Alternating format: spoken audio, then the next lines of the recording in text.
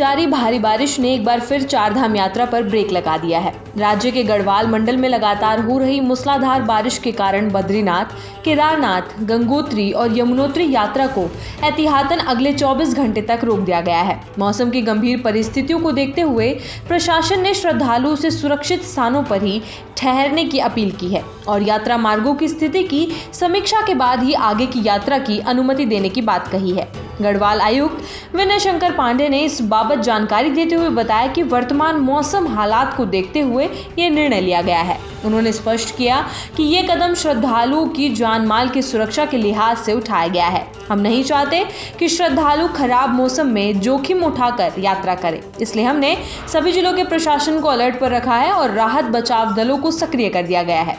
राज्य मौसम विभाग ने रविवार के लिए उत्तराखंड के अधिकांश हिस्सों में रेड अलर्ट जारी किया है। खासतौर पर पर्वतीय क्षेत्रों में भारी से बहुत भारी बारिश की चेतावनी दी गई है, जिससे भूस्खलन, नदी नालों में उफान और सड़कों के बंद होने की आशंका है। शनिवार शाम को बद्रीनाथ हाईवे पर बड़ा भूस्खलन हुआ, जिसके चलते लगभग 3000 यात्री मार्ग में फंस गए थे। इसके अलावा गंगोत्री और यमुनोत्री मार्ग भी कई बार बंद होते रहे हैं। केदारनाथ और यमुनोत्री के पैदल मार्गों पर लगातार पहाड़ी इलाकों से पत्थर गिरने की घटनाएं सामने आ रही है। इससे न केवल यात्रियों की सुरक्षा को खतरा है, बल्कि राहत और बचाव कार्यों में भी बाधा आ रही है।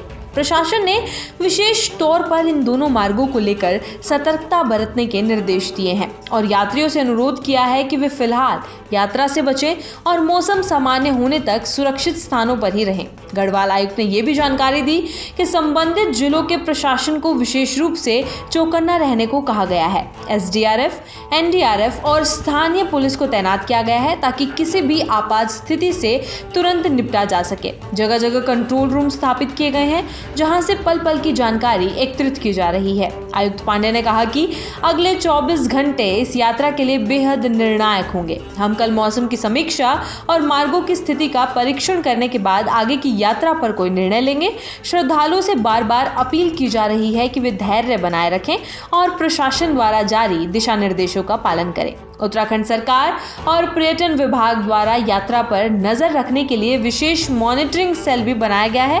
इसके तहत हर जिले से रिपोर्ट ली जा रही है और social media, FM radio, local चैनलों व अन्य माध्यमों से लोगों को लगातार अपडेट किया जा रहा है। खासतौर पर पहाड़ी क्षेत्रों में बसे छोटे गांवों और तीर्थ यात्रियों के लिए बनाए गए विश्राम स्थलों पर विशेष निगरानी रखी जा रही है। बद्रीनाथ हाईवे पर फंसे 3000 से अधिक यात्रियों को सुरक्षित स्थानों तक पहुंचाने के लिए रेस्क्यू ऑपरेशन जारी है।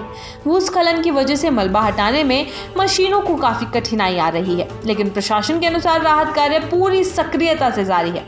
हेलीकॉप्टर सेवा को भी तैयार रखा गया है ताकि यदि मौसम थोड़ा भी अनुकूल हो तो फंसे यात्रियों को एयरलिफ्ट किया जा सके। चारधाम यात्रा हर वर्ष लाखों श्रद्धालुओं को आकर्षित करती है, लेकिन इस बार जून के अंतिम सप्ताह में अचानक मौसम की मार ने प्रशासन और यात्रियों दोनों को मुश्किल में डाल दिया है। विशेष रूप से राज्य के पर्वतीय क्षेत्र, जहां मॉनसून के शुरुआती दौर में ही इस तरह की तीव्र वर्षा होना असामान्य नहीं है, फिर भी इसकी तीव्रता और लगातार हो रही बारिश ने स्थिति को अधिक जटिल बना दिया है।